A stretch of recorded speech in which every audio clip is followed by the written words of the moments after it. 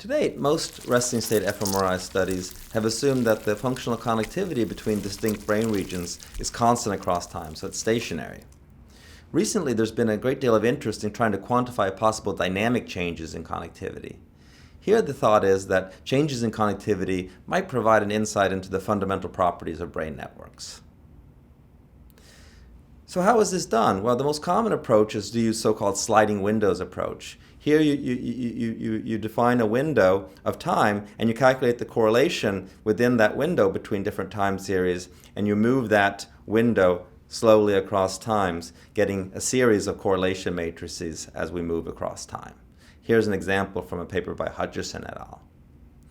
Other approaches include independent component analysis, time-frequency coherence analysis, and change point detection methods. And here's an example of the latter from a paper by Cribben et al. However, interpreting fluctuations in connectivity is difficult due to low signal-to-noise ratio, physiological artifacts, and variation in signal mean invariance over time. So oftentimes it may be unclear whether observed fluctuations in connectivity should be attributed to neuronal activity or simply to random noise. There also remains uncertainty regarding which is the appropriate analysis strategy to use and how to interpret the results. So let's talk briefly about the most common approach, which is sliding windows. So again, in sliding windows approach, a time window of fixed length is selected, and this is selected by the researcher a priori, and data points within that window are used to compute the correlation.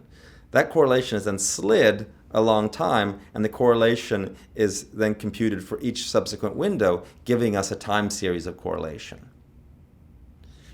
In contrast, a tapered sliding window approach is often also used. Here the windows first convolve with a Gaussian kernel, and this allows points to gradually enter and exit from the window as it moves across time, because in the sliding window approach, you're either inside the window or you're not. So this can give kind of abrupt changes if you have a kind of a influential point. Now the tapered sliding window allows points to gradually enter and exit from the window. Here's an example of two time series and of length 300. And let's apply the sliding window approach to this. Here's the results from a sliding window with window length 20 time points. So basically it calculates the correlation between 20 time points and then slides that window across time. And so this is the results that we'll get. So we get kind of an oscillating pattern here, and the correlations range from 0.6 to negative 0.6, and it's sort of like in a sinusoidal pattern here. Now this might seem to be compelling, but the fact of the matter is that these two time series are just random IID noise. So there should be no really correlation between the time series.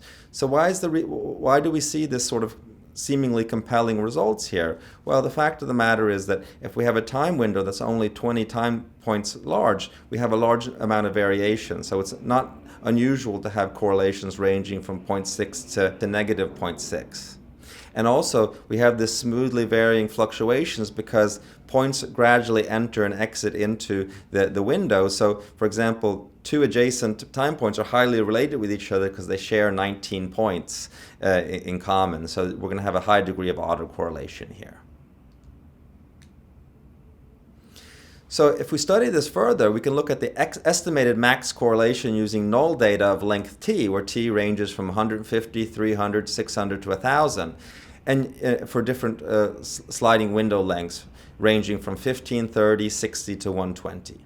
So here you see that for small window lengths of size 15, we tend to get the max correlation value, actually quite high. So it ranges, from around 0.6 to 0.8. So seeing correlations of this size, and similarly negative correlations of the same size, wouldn't be so uncommon. So for example, if we had a dynamic correlation that varied between negative 0.8 to 0.8, and we had a window length of 15 time points, and t equal to 1,000, these results are saying that wouldn't be uncommon even for null data. The estimated max correlation decreases as the window length becomes bigger. So, for example, if we have a window length of size 120, the max correlation is going to be much, much smaller. But however, it becomes more difficult to find transient effects. And so determining the appropriate window length is one of the difficulties of the sliding window technique. In the finance literature, there's both time-varying variances and correlations between time series have been extensively studied. So sliding window methods have been widely used, or something called rolling window methods in the finance literature. However, it's generally accepted that time series models are preferable, and here one commonly used model is the Garch processes. So these are generalized autoregressive conditional heteroscedastic models.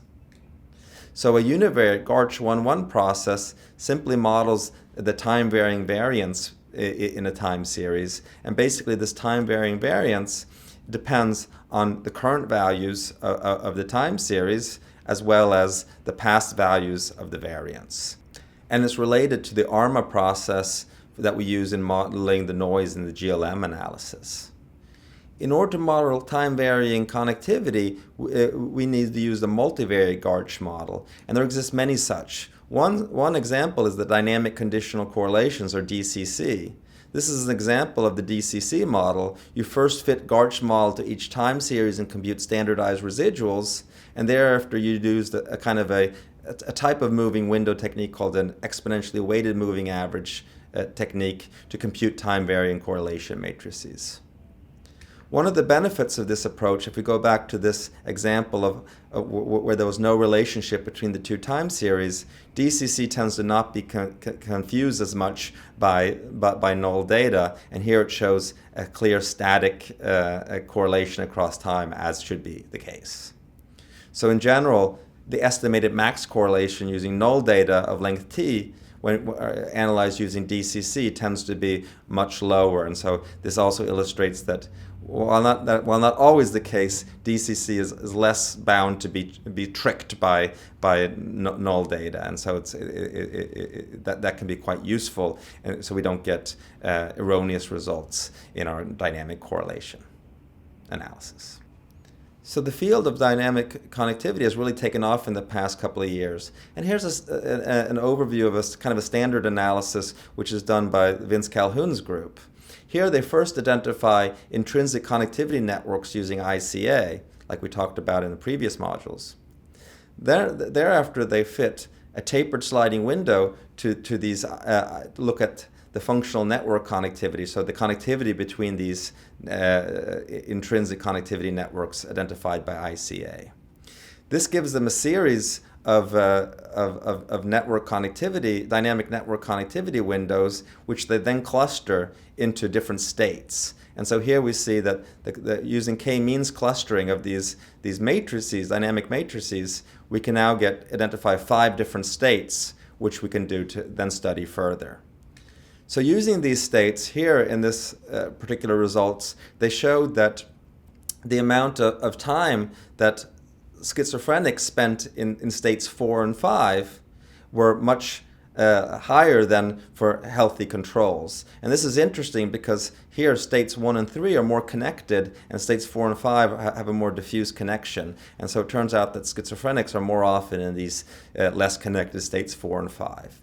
So these are promising results, and this is sort of the type of thing that people want to do with dynamic connectivity methods. And so whether you do it using sliding windows or methods like DCC, they're interchangeable, and so the jury is still open about what are the best approaches to use. But this is certainly an exciting area of future research.